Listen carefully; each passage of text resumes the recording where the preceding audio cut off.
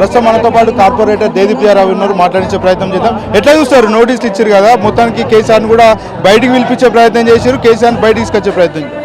ఇంత దారుణమైన పాలన మీకే కనిపిస్తుంది కదా, కళ్ళ ముందు కనిపిస్తుంది. 2 సంవత్సరాలుగా కేవలం కక్షపూర్వక పాలన తప్ప ప్రజాపాలన అనే పేరుతో వచ్చారు. 6 గ్యారంటీలు ఒక్కటి కూడా అమల్లోకి తీసుకురాకపోగా కేవలం కక్ష సాధిస్తూ కేసీఆర్ గారికి, కేటీఆర్ గారికి, హరీష్ రావు గారికి ఇలా కంటిన్యూస్ నోటీసులు ఇస్తారు. అది కూడా సుప్రీం కోర్టు ధిక్కరణ చేస్తూ వాళ్ళు మళ్ళీ సిట్ విచారణకు పిలిచారంటే ఇంత దారుణమైన వ్యక్తి, అది కూడా 65 సంవత్సరాలు పైబడిన వ్యక్తికి ఇంట్లో చేసే అవకాశం ఉన్నా కూడా వాళ్ళు బలవంతంగా ఇక్కడ నందినగర్కి తీసుకురావడం, పిలవడం అనేది ఎంత అక్రమంగా కనిపిస్తుంది. రేవంత్ రెడ్డికి ఒక కక్ష చాలా క్లియర్ గా పబ్లిక్ అందరికి కూడా అర్థమవుతుంది. కాబట్టి ప్రజలు తిప్పికొట్టే రోజులు ముందు ఉన్నాయి. మొన్న రైతు బంధు కూడా ఎక్కొట్టారు, ఇప్పటికి 3 రైతు బంధులు ఎక్కొట్టారు. ఒక్క పథకం కూడా అమల్లోకి తీసుకురాకపోగా మేమిచ్చే పథకాలను కూడా ఆపేసి సిట్ విచారణకు భయపడతా ఉన్నాడు, అందుకే రావడానికి కారణాలు చెప్తా ఉన్నాడు అని చెప్తాం.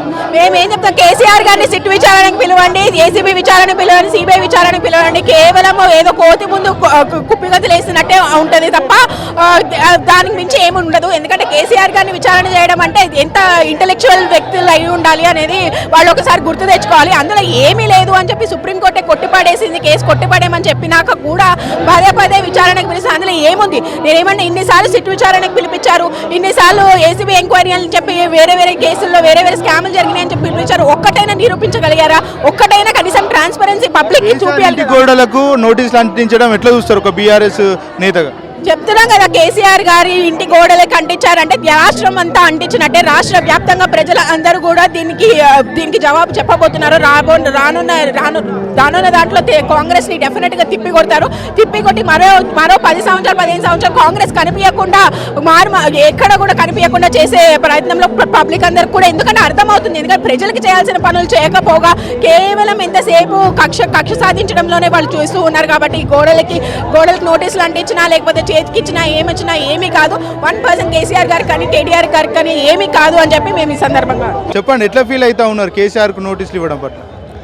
కేసీఆర్కి నోటీస్ ఇచ్చినంత మట్టుకున్నా ఇక్కడ జిన్కటోళ్ళు ఎవరు లేరు. ఇది రేవంత్ రెడ్డి పాలన కాదు, ఇది మా రేవంత్ రెడ్డి ఏమనుకుంటాడంటే బక్క చిక్కునోడు ఏం చేయలేడు, నేను నోటీస్ అంటించినాము భయపడతాడేమో, ఎలక్షన్ ముందు ఇవి ఆయనకి ఇప్పుడు అన్ని జిమ్మికులు ఆడతాడు. ఎందుకనంటే ఆయన గ్యారంటీలకు డైవర్ట్ చేయడానికి ఇప్పుడు దాకా 2.5 years అయింది ఆయన వచ్చి. అప్పటి నుండి ఇప్పుడు దాకా ఏ హామీలో కూడా 6 గ్యారెంటీలకు ఆయన ఏది కూడా అమలు చేయలేదు. ఒక ఫ్రీ బస్సు కొట్టాడుకోమని ఇచ్చిండు అంతే తప్ప ఇంకా ఏది గ్యారెంటీలో అమలు చేయలేదు. మా మహిళలకు పెన్షన్ 4,000 ఇస్తా అన్నాడు, వికలాంగులకు 6,000 ఇస్తా అన్నాడు. అవి ఏమైనా కేసీఆర్ ఇచ్చినవి ఉన్నాయి తప్ప వేరే ఏది లేవు. విన్నారా? కేసీఆర్ తో పాటు బీఆర్ఎస్ నేతలు భయపడతా ఉన్నారు, అందుకే విచారణ రావడానికి పెద్ద ఎత్తున కార్యకర్తలను పిలుస్తున్నారు అంటే చెప్తా ఉన్నారు. అరే వాళ్ళ లెక్క భయపడేటోళ్ళం కాదు కేసీఆర్, మేమందరం భయపడేటోళ్ళం కాదు. కేసీఆర్ సైన్యం అనంటే వాడు భయపడి వెళ్ళిపోయింది అంతే తప్ప మేము భయపడేది లేదు. వాడు పేగులు మెడలు వేసుకుంటా అదేసుకుంటాను అంటాడు కదా, చీల్చి చిన్నారుసాం ఆయనకు. రేవంత్ రెడ్డికి రమ్మని చెప్పు, దమ్ముంటే ఎందుకు పారిపోయింది వాడు ఎందుకు పారిపోయింది? రమ్మని చెప్పు మా ముందుకి, మేము మహిళలమే చాలు వాడికి. విన్నావా? ఎవరు ఇక్కడ భయపడేటోళ్ళు అంత లేరు. పక్క పల్సనాడు అని చెప్పి ఇన్ని సంవత్సరాలు 10 సంవత్సరాలు పరిపాలించిండు, జనాలలో గుండెలలో కూర్చొని ఉన్నాడు కేసీఆర్. కానీ ఏ రోజు ఎవరికి ఏది ఆపద వచ్చినా ఆడపిల్లలకు కానీ డెలివరీ అయిన వాళ్ళకి అన్ని ఇచ్చిండు. కళ్యాణ లక్ష్మి ఎవరైనా ఈ రోజుల్లో అన్నదమ్ములు ఎవరైనా ఇస్తారా? ఎవరు ఇయ్యరు.